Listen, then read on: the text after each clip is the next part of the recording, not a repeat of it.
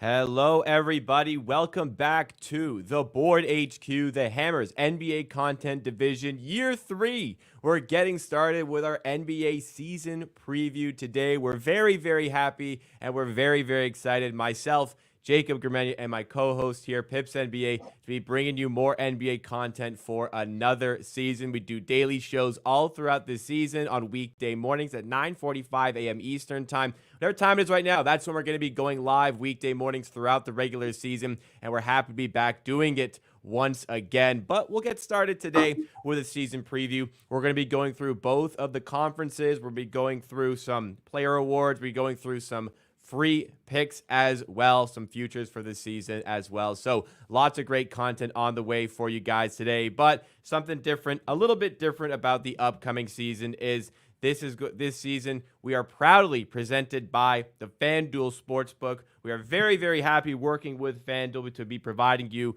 with the lines and with the bets all throughout this season. So thank you so much to FanDuel for sponsoring our show.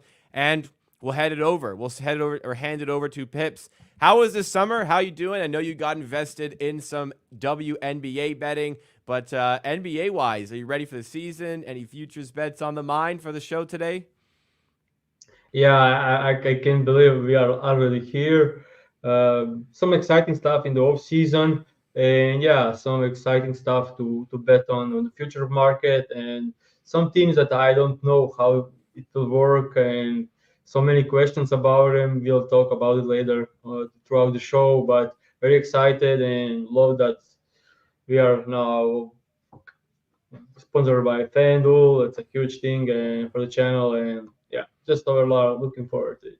To be betting with us throughout the season, you know Pips is going to be keeping it locked with tons of SGPs during the season, tons of player props, and other bets that we find along the way. Make sure you sign up with the link that we have in the description and check the disclaimer there as well. Also, we'll talk about it a little bit later on, but we want to change up a little bit of what we do on the show this season. We're adding in a little bit more engagement with you guys. So if you have any futures picks yourself, put them in the chat. I'm going to log them for later, and at the end near the end of the show, after me and Pips go through the conferences, give out our picks, we're going to be going through your guys' picks, reacting to see what we think about those. So put them in the chat, and we'll go to them a little bit later on. So what we're going to do for the show today, we're going to go through, first of all, the Eastern Conference, talk about the teams, talk about some bets there. Then we're going to move to the Western Conference, same deal, talk about the teams, what we think about some of the moves and the biggest transactions throughout the offseason.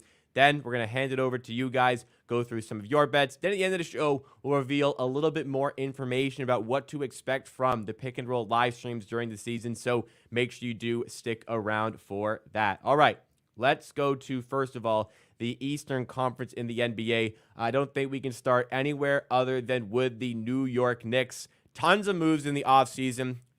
Notably, the most recent one was, of course, Karl Anthony Towns, but they also added in Mikal Bridges. First of all, Karl Anthony Towns, that trade, a polarizing one. We had a lot of different opinions on how that trade looked. Was it a win for the New York Knicks? Was it a win for the Minnesota Timberwolves? I'll start with you, Pips. How did you feel about that trade? I believe it was a Detroit or a second-round pick in some capacity, but the meat of the trade was Dante DiVincenzo and Julius Randle heading to the Timberwolves, Karl Anthony Towns to the New York Knicks. Who do you think was the winner of that trade? Well, yeah, I think from my perspective, obviously New York Knicks. I think like 2 days before the tweet, I tweeted before the trade, I tweeted that Knicks only have issue with big depth at five, and that Julius Randle doesn't fit this team that well. And then they made a trade for the big and traded away Julius Randle. So in my opinion, that's just the perfect stuff for this team. So yeah, I really like this team. Yeah, losing Dante DiVincenzo is not something great, but yeah, this trade is for me great for Knicks, and I think they are a better team now. And I get it. Like there are some questions about Towns' defense, but when you have Mikal Bridges, OG Anunoby, and McBride on some team, that's the perfect team to have like not great rim presence.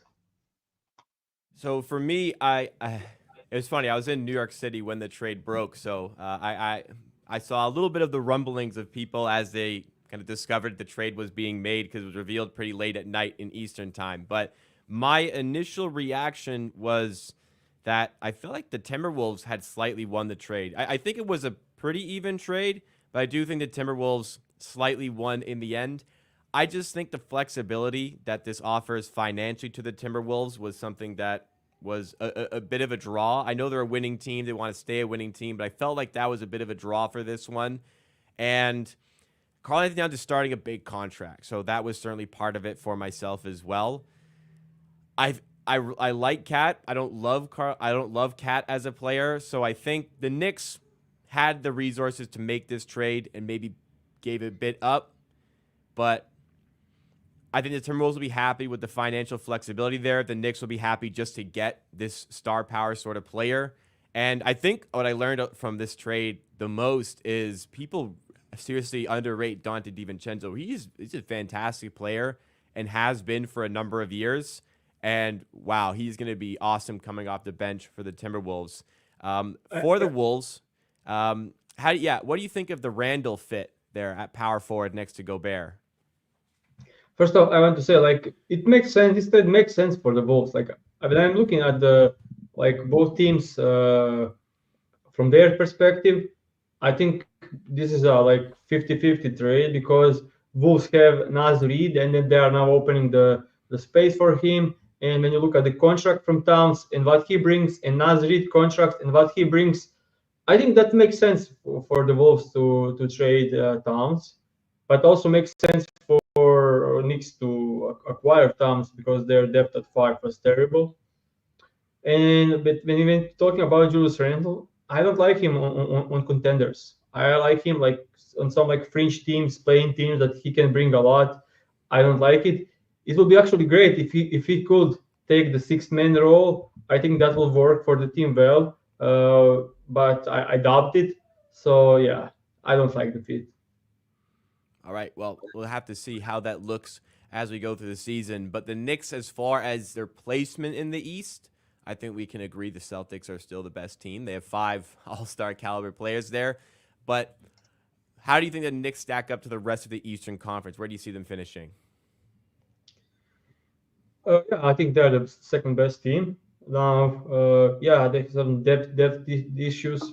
We'll see if that remains the same uh, throughout the season. If they are trying to do something there, but like seven deep team that they are seven deep, and for the playoffs you don't need to be deeper than that. But playing for tips, injuries are incoming. So yeah, that's the key for this team. Yeah. Yeah, if their Boston is still a better team, if Porzingis struggles to come back from the injury, Boston without Porzingis and healthy Knicks, that's a winnable series for the healthy Knicks. But it will probably be other way around. It will be healthy Celtics and injury blown Knicks. So yeah, Yeah, well, Bridges is a good pickup because he seems to never get injured. OG yeah, is always injured, and this team with Cat at the 5, I think, will have a bit more difficulties defensively yeah. this season. OG is going to be massive, so how many games you going to get? I think you're pretty lucky if you get 60 OG games. You'll probably get around 50. So if he I struggles from an mean, injury perspective, that could be a problem.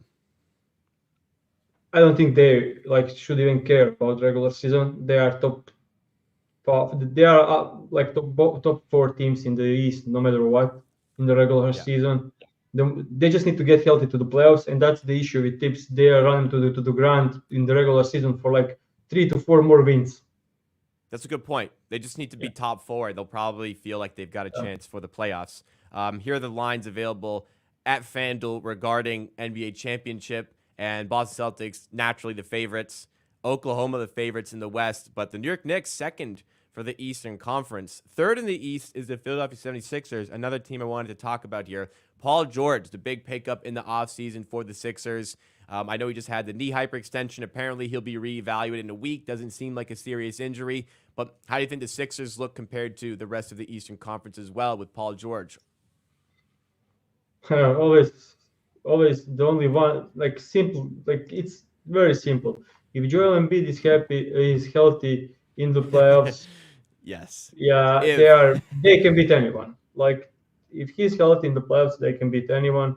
If he's not healthy, yeah, they don't have any chance. So it's all about it. They did pick up Eric Gordon, Reggie Jackson.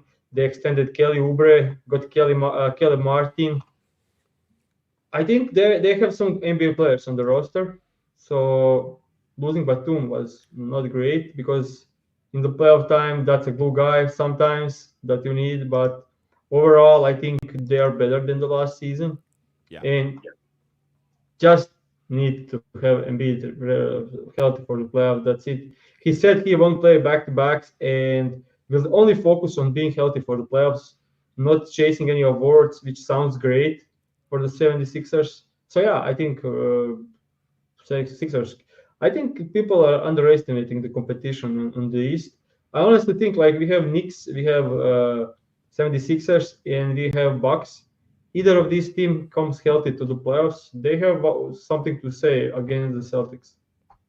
I have to agree. I think the Celtics are the best, but if teams are Yeah. healthy, a lot of competition there. Last team I wanted to talk about in the East, I wanted to bring it to the bottom, or near the bottom of the Eastern Conference. Talk about your Atlanta Hawks. Right now, the win total for the Atlanta Hawks for the season at FanDuel is 36.5.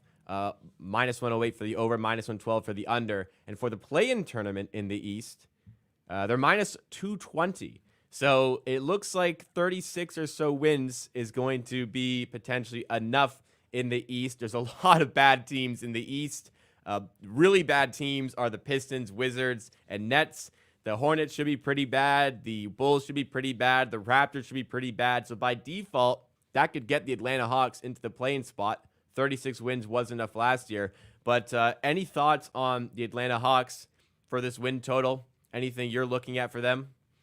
Leaning over, the John Murray not being on the team is improvement.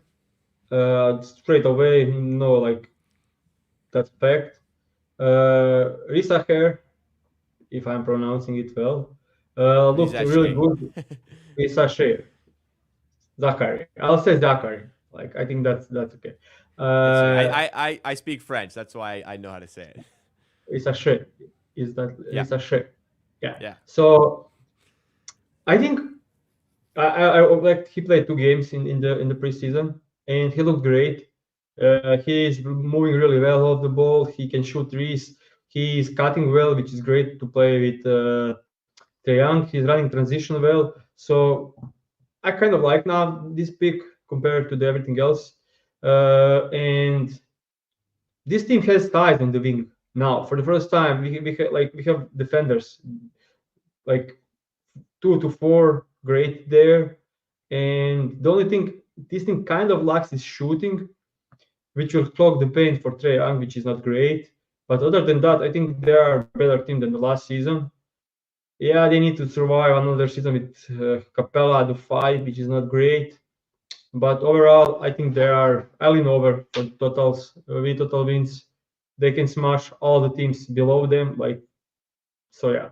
I think they are making the play pretty comfortable because Trae Young is just floor raiser, and him alone can bring this team. Like Harden in some Houston days, he can bring this team to like 38, 30, 39 wins.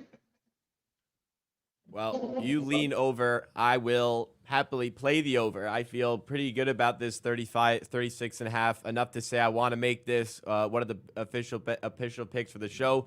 I've personally put my money on this. We've got over 36 and a half wins for the Atlanta Hawks, minus 108 odds at FanDuel. I will be taking this for the reasons you listed. I don't need to rehash any of that as far as what the team brings. But a part of the handicap is that the East is just so bad, and there's going to be a lot of wins up for grabs there, and it'll, to me, push for enough for the Atlanta Hawks to get over 36 and a half. I think they're the best of that pack down beneath them.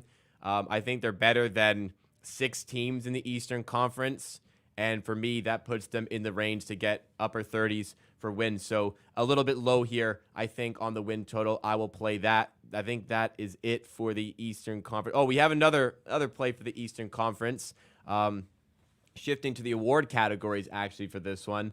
This is one that you want to talk about, Pips. I don't think we need to go completely in on the Detroit Pistons, but you were interested in one of their players for a award. You want to talk about that?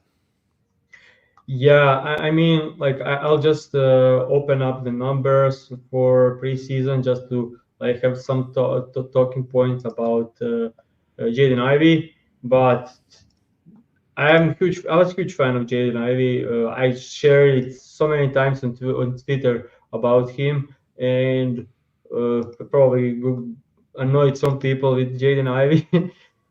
But last season he was malpracticed by Monty Williams, Yes. and yeah, that's terrible. And he's probably the most impressive player in the preseason so far.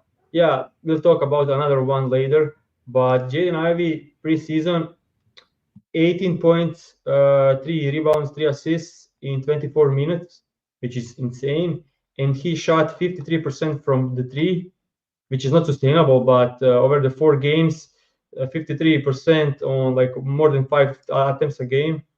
Looked pretty improved on the mechanics, on the being more fluent, and look really good. Like they now have some shooters around the team, and floor opened up, and no one can stay in front of this guy. And last season they defended him going under the block. If he added the 3 pointer, that's not the case anymore. And if players are trying to go over the screen against him, he'll get some easy layups throughout the season. He is doing great in transition, and he just looks great.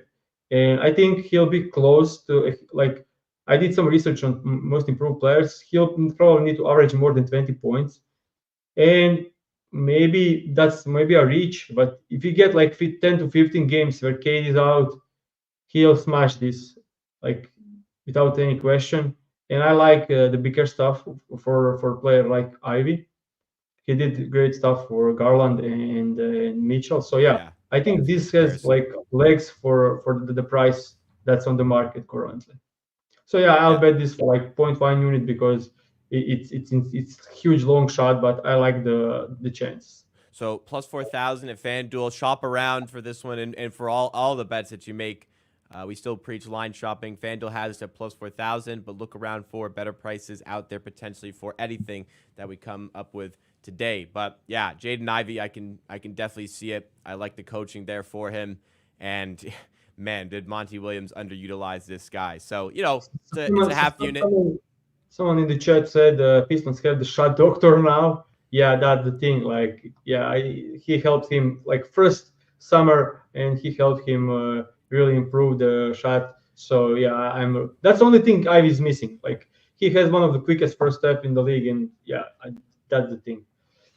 So I see the comments coming on your bets. Keep those coming in. We'll save a segment for that after we go through the next conference here. Let's talk about the West. Maybe not as hotly contested as like the 2, 3, 4 spots in the East, but still tons and tons of talent overall in this conference. The Oklahoma City Thunder, as I said earlier, are still the favorites to go on and win this conference, but you've got the Minnesota Timberwolves, who we already talked about. The Denver Nuggets will not be going anywhere, but one team that is going to be making a push seemingly back up to near the top of the West is the Memphis Grizzlies, who have had one of the most impressive preseason players so far. Pips, is it time for us to, as you worded it this morning to me on Telegram, is it time to eat shit on the Zach Edey takes? Because you and me did not think this would work, but every indication is that Zach Edey is in the perfect spot to really thrive this season. Yeah, I think we underestimated that he wants this, and he seems like worked really hard in the off season to prepare his body for the NBA. He looked much leaner, much quicker on the feet, so he's able to recover some so that he's not a con on defense. And with his size, he's contesting a lot. And on the other side of the court with Memphis, having a great spacing. He's just cooking guys inside. Like he made Miles Turner look like I don't know, like I can't even He bullied like him. yeah, it made him look ridiculous, and he's one of the best defensive bigs. At least he has a reputation to be one of the best defensive bigs. So yeah, I kind of think Zach Edey will put some great numbers this season. So we're looking at the rookie of the year numbers. Zach Edey plus 290, the favorite at FanDuel. You can find at least plus 400 elsewhere as well. But Zach Edey, is this somebody that you think is a good price for rookie of the year? What's out there for him? Yeah, I think he has a good chance of winning. I'm like going with against this some elimination process. That's how I Yeah. usually approach this. As a Rocket fan, I can say that Rich Shepard won't get enough, probably won't get enough minutes Yeah. to win this stuff. Yeah, injuries can happen. That's the thing, and like even like if for example Houston's Fred so deep. VanVleet goes, yeah, but they are so deep, and so many guys like to shoot the ball, like to have a usage, big usage. So yeah, I don't see this happening for the for Shepard. With Sachet, I don't see it. He'll be like low usage wing. So Yep. I expect him like to average like 12 to 13 points a game. That's not in the range. And yeah, like if you go through everyone else, Sar not ready, Buzelis not ready, and I won't even look for the place outside of it. Buzelis is also not ready. So I think out of these guys, I think Zeki is probably the best one. When you look at numbers, potential numbers that he can average this season, I won't be surprised if he average double double, like 12 points, 10 rebounds a game, with some huge blocks, like maybe 2 blocks a game, 1.5, some stocks up, and on a winning team, that's a lot for a rookie of the year. So yeah, I think that he has a great chance to win. Yeah, there's no competition. There's not a lot of competition here. You talked about Riza Shea won't get the usage. Shepard won't be starting. Sar's probably not good enough to do it. Either at the Wizards, Buzelis not good enough. Castle won't start. Bub Carrington won't start. Dillingham won't have a huge role. Khalil Ware, I like Khalil Ware. He's playing well in preseason, but that's not going to be somebody getting a big enough role. Zach Edey's just playing fantastic in preseason. He's got a Yeah, lockdown starting role on a team that's over. I think their over under is like high. It's like 47 or 49, something in that area. yeah. He's going to look really good, and he's going to be consistent at the forefront of a winning team. I agree with you here. So Zach Edey is also going to be an official pick for today's show. Three official bets so far: Hawks, Ivy, and Edey on that one. But let's start to discuss now the top of the Western Conference here. So as far as the favorites in the Western Conference to win the conference, Oklahoma, as I said, is the favorite. Minnesota and the Dallas Mavericks close behind. But Denver Nuggets at plus 500, ranked as third best team in the West. How much do you think the loss of KCP is playing into that? Do you still think the Nuggets are one of the top teams in the West? KCP loss is obviously big, but the way Jamal Murray is looking last 6 months, Oh, man. he's not looking like top 100 NBA players at the moment. Not Like healthy. not healthy. And yeah, the numbers he's putting up. I think I watched every game from the Piston game from the Nuggets, and he looked god awful. He shot 20% from the three, 30% from the floor, and even the threes he made, it was like wide open corner three. On the ball, produced literally and nothing. Average 1.5 assists, like nothing. Like he is like that player on the floor. The same player he was in the Olympics. I don't know what they are going to do about it. Michael Porter Jr. is not a second scoring option on the team, not on a like contender. So yeah, it will be Jokic magic, and he'll need to take a huge load this season. He always does, but they even bigger this season because, as I said, Jamal Murray and their non-existent bench. So yeah, that's really rough stuff for. So I like the odds. I think they are what they show. Well, I think the Nuggets are a little bit better than what is being showcased here. They're pretty widely available at 51.5 wins, but FanDuel has them up at 49.5 wins for the regular season. I personally like it enough to say that Murray is going to slowly get back into form as he gets healthier. And I think taking Nikola Jokic with a team at 49.5 is a bit too good for me to pass up personally. So this is going to be another one of my official picks for the show. I recognize the issues they've had this season, but here's a team that won 57 games last year. I understand that KCP is a huge loss. I've said that a lot throughout the offseason, but to me, this is still a team that is 50 plus win caliber. And we're getting a bit of an off market number here. 49.5 is just too low, as much as there are issues with this team. Any thoughts on that play, Pips? Yeah, that's one that like I mean they are set low, but I think it's for a reason. I don't trust Jamal Murray. You are Canadian, obviously. You have some Oh, like I saw how bad he that. was at the Olympics, Yeah. man. So yeah, I just can't buy into this stuff. So I'm not saying it's an under. I think it's right where it should be, but yeah, obviously I could be wrong. So yeah. All right, no problem. A little disagreeing. We'll see. I personally have bet this, so I'm comfortable taking this number. Pips, not happy with enough with either side of this one, but we shall follow throughout the season to find out where we do end up on that one. But further down in the Western Conference, I want to talk about the Phoenix Suns a little bit here, just because it's a bit of a polarizing team. Not really sure what the role is for Bradley Beal. It seems like it's somewhat open to make a push for a home playoff spot in the West this season. Where do you think the For sure. Phoenix Suns could end up? This team is probably the most underrated team in the league. Okay. I think they are almost guaranteed 50 wins team. Um, that's it. Like they are way better this season than the last season. They added Tyus Jones to lead the point. They have I don't know if you watched. I don't know if some might tweet about Ryan Dunn, but that guy like insane Before the stuff. Like, draft, I don't know if I talked about it in our preview, but I really really liked Ryan Dunn. I was hoping he fell to 31 for the Raptors take, but he ended up going very high for good reason. yeah, he shot 20% from the three and 50% from the free throw line during the college, which is like unbelievable. And then he came into the summer league, still struggles, and then he came to the preseason and is like flamethrower.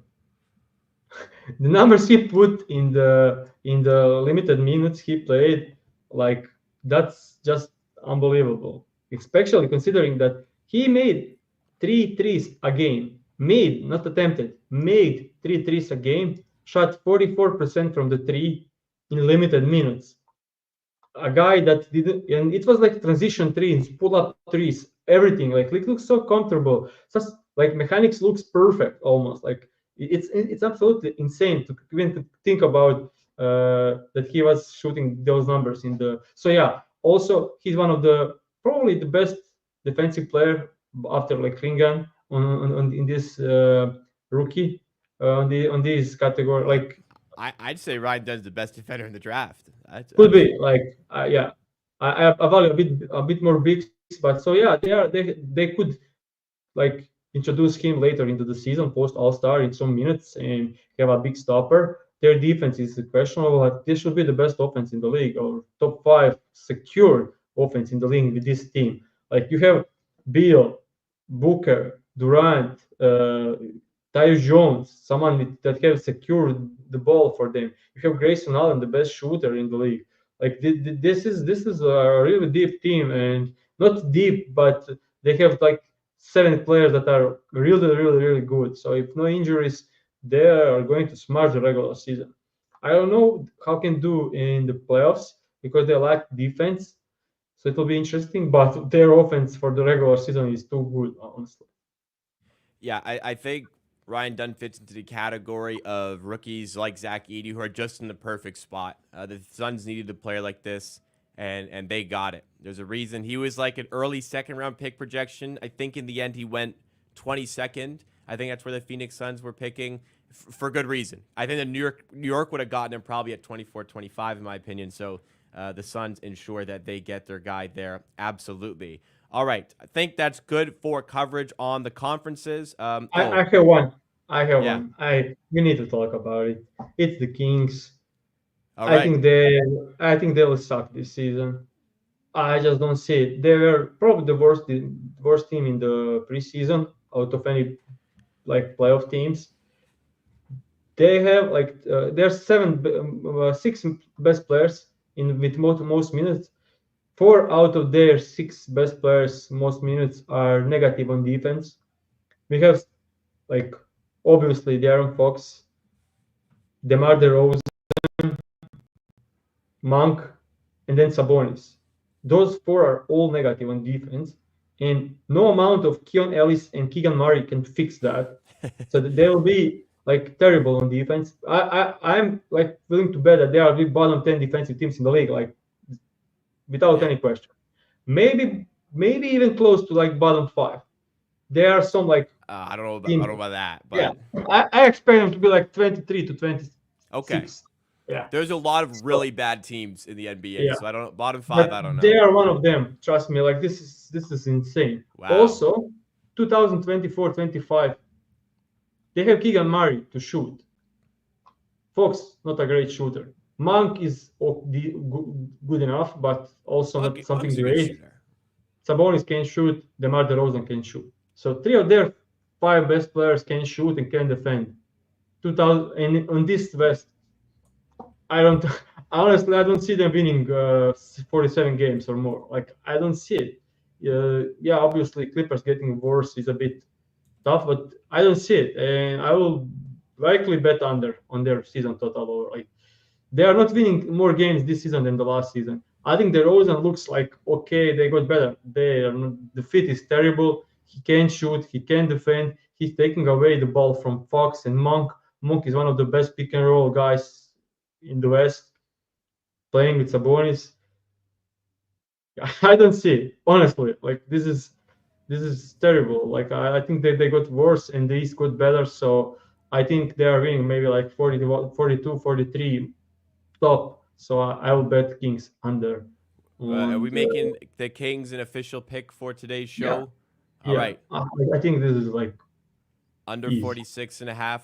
We've got minus 110 odds available here at FanDuel. One thing about the Sacramento Kings I wanted to bring out because it's just very funny. They wanted DeMar DeRozan so bad that this is what they were willing to do to free up the cap space. So they had Sasha Vezenkov on their team. In order to get off of Sasha Vezenkov, they traded him, Davion Mitchell, the 45th overall pick from the most recent draft, and a Portland Trailblazers 2025 second round pick. So a very good second round pick. They traded that for Jalen McDaniels. The Raptors, who traded McDaniels, who's very, very bad, by the way, bought out Sasha Vezenkov for $0. So the Kings traded all of this to get off of Vezenkov just for him to get bought out for nothing. They did that because they didn't want to wait on Vezenkov, and they wanted to get DeRozan in. Since then, they've traded McDaniels and a second to the Spurs just for the Spurs to buy him out, and they can save a bit of money. But that's how bad they wanted DeRozan. And I honestly don't love the fit of DeRozan with the Kings. I wasn't feeling strong enough on taking their under here, but I can see why you come to that conclusion. I would lean in that direction because of the lack of defense overall. And DeRozan's still like near top of his game, but it is going to be difficult, I think, for DeRozan back in the West as he was previously Yeah. with the Spurs If as he's anyone getting older. if anyone watched the last two seasons of DeRozan on defense, It's always been bad, but it is getting god worse. awful, god awful, and you can survive when you have like good defensive big out there to cover. Sabonis is not that guy. Yeah, Not I really that like guy. Sponis, but he's not that guy. You're right. Not that guy. So, Yeah. we, yeah. I see why you're coming to that with the Kings. I forgot. I do have one more play for the Western Conference. Then we'll move on to what you guys have as well. Going back to the top of the West, and I'm looking at the Minnesota Timberwolves because I have a player for an award this season, and I think that it's just not quite where the price needs to be here. Malik Monk is a favorite for the sixth man of the year. I personally like Naz Reid to do it again at plus 1,000 here. This is the best price that I found in market. I'm going to be playing Naz Reid, sixth man of the year at plus 1,000. He is going to be getting a ton of minutes. I also don't mind DiVincenzo. I'm not as convinced on the price there for him, but yeah, for DiVincenzo, as put in the chat here, he's going to be taking a lot of threes and looking pretty good there. Naz Reid, though, for me, is a guy who's he's just going to get way too many minutes coming off the bench. Like, he is basically going to be a sixth starter for this team. I think he will start quite a few games, which, not enough to tank his eligibility for this award, but I'm expecting a very, very big season out of Naz Reid on a team that is going to be right near the top of the West. I have one, and I don't think anyone is going to like this one. It's the same award. It's the same award, same conference. I don't know if I'll make it official, but the price is good. It's Russell Westbrook, sixth man of the year. Only because Denver. It's just a bit. I think he's a price not quite high enough. My handicap on this is the Denver Nuggets are terrible. Depth-wise. Okay. If you watch their bench this preseason, it's Strouter and Šarić and Westbrook, and that's it. And when Jokic sits, Westbrook goes huge pace, and they are just running, and everything goes through him. And with Jamal Murray not being healthy, maybe missing some games, I think his role will be big. And yeah, I think like 12, 5, and 6 could be something he can achieve. And that's up there to like Monk number and Naz Reid number, which is obviously two favorites. So if everyone will like the story about Westbrook, like that's the narrative. Like I think if that Denver will win games, and if Russell Westbrook has the same numbers as Malik Monk, I think Westbrook is winning. Okay. It's not quite high enough for me here. I think Westbrook's going to have to do better than 12, 5, and 6 to win. Because I think Naz Reid is going to be pushing 15-ish per game this season. Yeah, but Westbrook will have 6 assists a game. Like, that's almost a lock that he'll have like 5 to 6 assists a game. I think if that's the case, he'll be in the mix, but it will be tough to win the award here. But I do like DiVincenzo. I know the price has been a bit popular here at plus 1,300 now. Man, if you got DiVincenzo, I don't know if he was available on the market when the trade happened, but if you got him when he was still in New York, that is a fantastic. Yeah, I'm looking at like projections, obviously, for the season long, and I do think the market is not right there with DiVincenzo. They have him at 11, 3, and 2.5. I think he'll smash those lines. So, yeah. But they have Randall on the team, which will fuck everyone's numbers. So, yeah. 11 for Devin. He's going to get more than that. FanDuel doesn't have the season-long averages on, like, specific numbers. Let me see what he's at for like 15 plus points per game, because they don't have 15. Oh, they had 15 plus points. I would love to have a look at that if you can find him somewhere in the range there. Let me see what Westbrook is for assists, because you did mention him. Let's see, just for example, 6 plus assists per game. Yeah, I think if people are projecting in the range of 11 for DiVincenzo, I think he's going to crush that. I agree on that one, because watching the preseason, they run so much for him. Like, he's highly involved in the offense. So yeah, I like that. I mean, competition is huge, but I like that. Trying to find, I don't see Westbrook for assists. Damn, that would have been a good look as well for assists there. That's something to look around for as well. But I think that'll wrap up our looks for the upcoming season. Let's shift over to you guys. You guys have been putting stuff in throughout the show on your bets for the season. Jake has put in the chat here that he likes Chris Paul over 7.4 assists per game, 6.8 last year as a part-time point guard, and Wemby can give him easy assists, making it assists per game mitigates injury concerns. Pips gave a thumbs up for people listening here, but he might average 7.4 lobs per game to Wemby. Honestly, that is going to be the nastiest lob threat in the league, I think. Yeah, I think this is good. Chris Paul probably playing 30 minutes a game, 28 to 30 minutes. He can get that playing with Wemby. Yeah.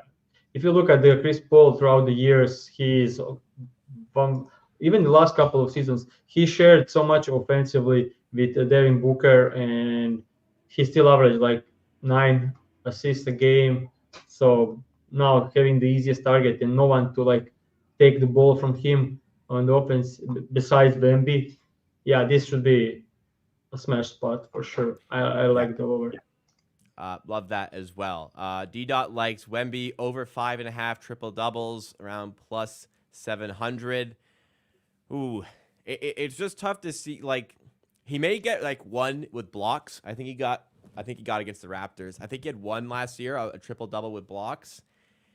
It's gonna be tough for him to get the assist. He'll be a double machine. I think it'll be tough on the assist. What do you think about 5.5 at plus 700? When you look at the last season, he did had one game with 10 assists, one game with 9 assists, 2 games with 8 assists. Okay. He had low minutes for most of the season as well. Yeah.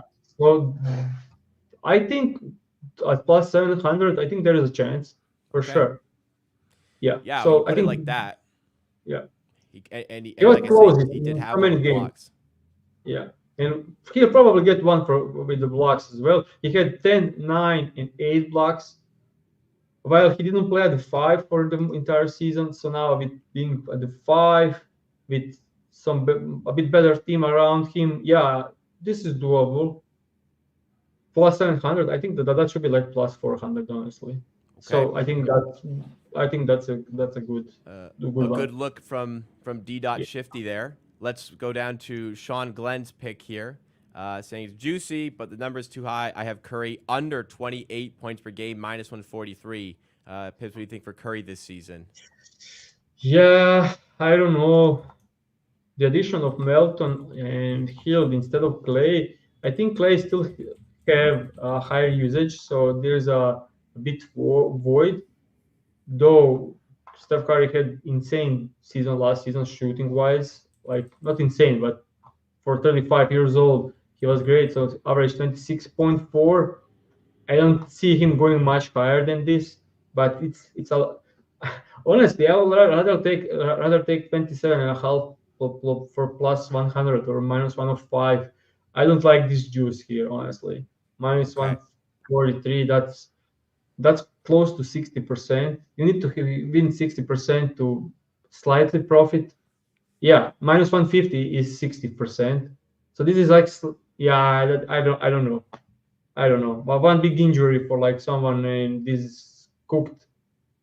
So yeah, I think I like the bet like to win more often than not, but minus 143. I don't know. I don't if there is edge, it's 59% on this. Yeah, yeah, to break even, I think 59. So I think I don't like the juice. Okay, so you like the handicap, but maybe go for slightly lower for the points. For Curry. Yeah, I would rather take like 27.8 or 7 for plus 100 or plus minus 105, something like that, if you can find it. Let's move to Badger Boy. Says I like Curry under 4.5 3-points per game. 3-pointers per game. So similar to the previous handicap last season, Steph managed 4.8 3-pointers made per game on 11.8 attempts. So the attempts would have to come down there. He's probably going to be right on the 4.8, I think, for me. What do you think? Same. I think this is especially if it's juiced, if it's like minus 120 or higher, don't bet it. if you're getting like minus plus 100, minus 105, okay, I think could be okay, but just this is where the money is lost, guys. When you bet like 50-50 spot or close edge and you pay high juice, that's just not going to work. Yeah. I think it's pretty on the bubble. So yeah, it would depend on the odds there. Yeah, I'd say like you'd need at least plus 100 at that yeah. number. The Go ahead. the season logs are popular, so I'll like just mention one, not making it official. I think it's widely available, so it's up everywhere. It's De'Aaron Fox under 5.8 assists a game. I think that's out of reach with addition of the DeMar DeRozan. Last season he had 5.6. They now added DeRozan and they increased his line. That doesn't make any sense. Yeah, because DeRozan actually would, in theory, probably take away some assists because the Yeah, way he ISOs. yeah, yeah. Let me see. Also he'll take a lot of on ball stuff because he can shoot, so he'll be probably the most dominant pick and roll ball handler. In on the if you have the Rosen in the corner, no one's going to give a fuck about it. So they'll need to put him on the ball, focus more off the ball. So 5.8 assists is really high for De'Aaron Fox. As Okay. like I actually like start going through Sabonis, then DeMar DeRozan, and if Monk is on the court, he's more dominant on the ball than Fox. So first, actually, like third or fourth creator on this team, so 5.8 is a lot. So yeah, I Yeah. think this is too high. It should be like 5.4, 5.5. So yeah, I think if you can get that number, It'll that, make sense. They've raised it because DeRozan is there, when in actuality, DeRozan probably hurts his ability to get assists. yeah, for That's a sure, good for look. sure, for sure. RW Fan 23 says Victor Wembanyama 12 plus rebounds seems like a smash. Right now, FanDuel, that is at minus 230. Last season, in lower minutes, Victor, he averaged less than 30 minutes a game last season, 10.6 rebounds. I think he's going to probably come in like, I mean, I think he's going to go over. I don't feel confident enough on minus 230, so it would depend on the price there. Yeah, depends on the price, but Yeah, you need to win 70% of the last time season there. I'm only looking at the post All Star because he was Okay. playing at the 5 and more minutes. Post All Star, he averaged 12 rebounds in 32 minutes. Yeah, that I think he's averaging more than 12. It only depends on the number you are getting. So Yeah. Minus 230 is just not quite there for me. That's the price available at FanDuel. But yeah, I do think he will go over 12. yeah, Dave in chat says, I have San Antonio over 36.5 regular season wins and to make the playoffs at plus 380. So a little bit in line with the just how good Victor Wembanyama potentially will be this season. I believe they're at 35.5 on FanDuel. Indeed, they are. Over 35.5 is minus 114 at FanDuel. I think this is pretty sharp, honestly. Right around 35 for the Spurs. What do you think? Devin Vassell injury is a problem for me. Yeah. Like he's the second guy. If he was healthy, I think that's a good bet. With him being out, and I don't know how much it will take for him to get back to the form. I'm like not saying anything about this. Don't have opinion because I think they need Devin Vassell, healthy Devin Vassell to go over this line. Yeah, like who's probably going to start instead of Vassell? Like Actually, they started Julian Champagny in their last preseason game. yeah, I didn't Yep. even consider who is starting Like for. maybe Malachi Branham, maybe Yeah, Keldon that's not good. Johnson. Like if Malachi is starting, that's terrible. I So agree, yeah, but there's not a Champagne. I lot think of it's good options Champagne here. because of the shooting. I think it's Champagne because of the shooting. Sohan, Champagne, Membenyama, Chris Paul, and Harrison Barnes. Maybe they sneak in Keldon Johnson to play, but who is playing the two of them? It's weird, honestly. It's Like I tough. don't know. That's what I'm saying. Vassell's like you said, Vassell's pretty important there. So, Yeah, um, I Yeah. don't know. I don't love Champagne. I'll say champagne. So yeah. I don't love the I don't like either side of that Spurs. I Yeah. think right around 35 is where I expect them to be, Yeah. but um, for the for that, I guess plus 380 isn't bad for the make the playoff price, but the over, I'm not no strong opinion. I agree on that. In the chat, we have D Dot also mentioning Bradley Beal. 20 plus points per game at plus 260 is something he's looking at. Plus 270 actually at FanDuel for Beal. I just don't. I really first of all I don't really like Bradley Beal, and I don't think he's going to have a big role this season. It's kind of a disaster what's going on. Bringing in Tyus Jones, and they basically said Tyus Jones is the starting point guard, which means somebody has to get relegated to the bench, and that somebody probably should be Bradley Beal. So tough. I think a start as a starter 20 is tough. I know it's plus 270, but I don't think Beal's coming close to this. What do you think? Yeah. It's rough. Projections checking 19. They have him at 19 points, but that probably as a starter. If he is losing minutes, rough. Do you think he'll start? I mean, What do you think? yeah. Do you think he'll start? I think I think he must start. It's better than Bill. Like it will be like disaster. Like if I'm the coach, I'm probably benching him for the sixth guy. But I don't think the big franchise can do it. Like it, but the defense will be terrible. I mean, I'm trying to win basketball games. Yeah. Um, I Can you need to imagine start. the defense of Tyus Jones, Bradley Beal, Devin Booker, Kevin Durant, and Nurkic? I don't think they have a choice. I think they have to bench Bradley Beal. I think he has to be the sixth Grayson man. Allen must start, or even Royce O'Neal. Like one of them must start. Like Tyus Jones has been told he's a starter. Now, they could not start him still, but I think they'll start Tyus Jones. Grayson Allen has to start. Devin yeah, Booker has to start. Kevin Durant has to start. And you kind of need a center in that as well. I don't think there's room for Bradley Beal here. yeah. Agreed on that one. So. But you're right. Well, No, they should have him six man. Does the coach have the guts to bench their $50 million player? That's what we shall see.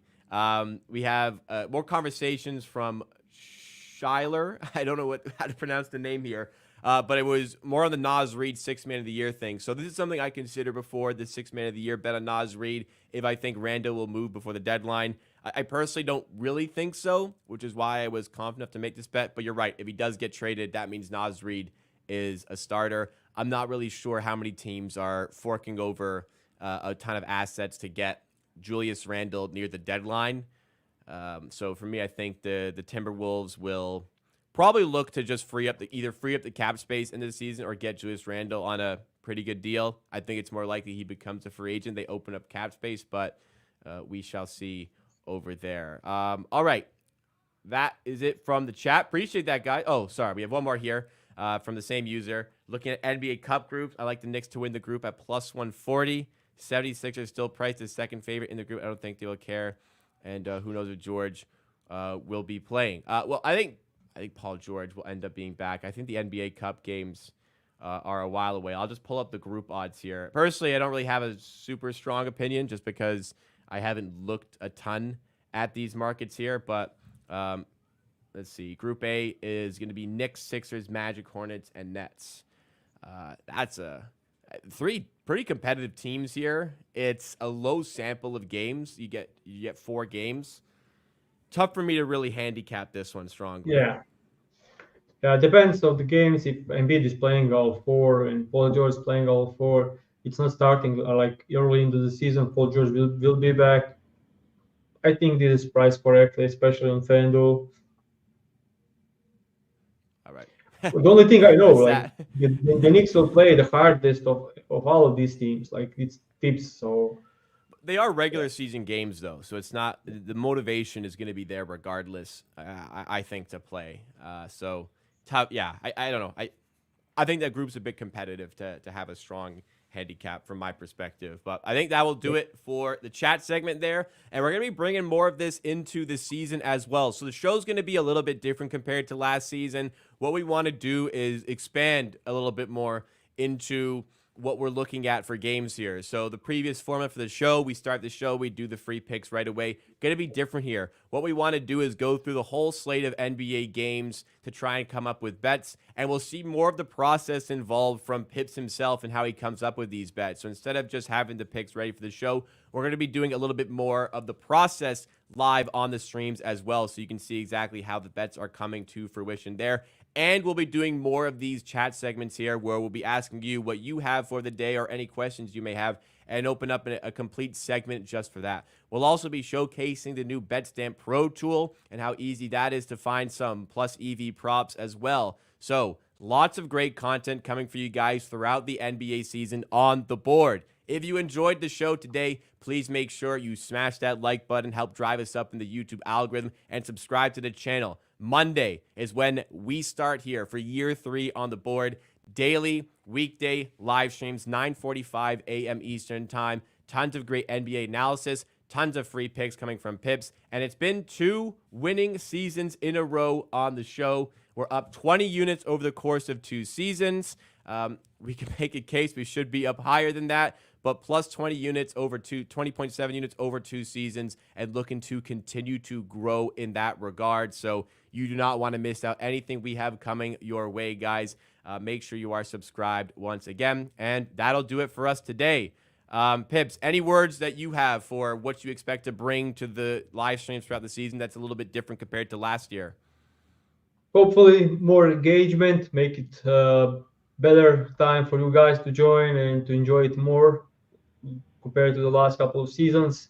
We did great betting wise. We just need to make it like a more like enjoyable time for you guys, and we'll work on it and think we can do it.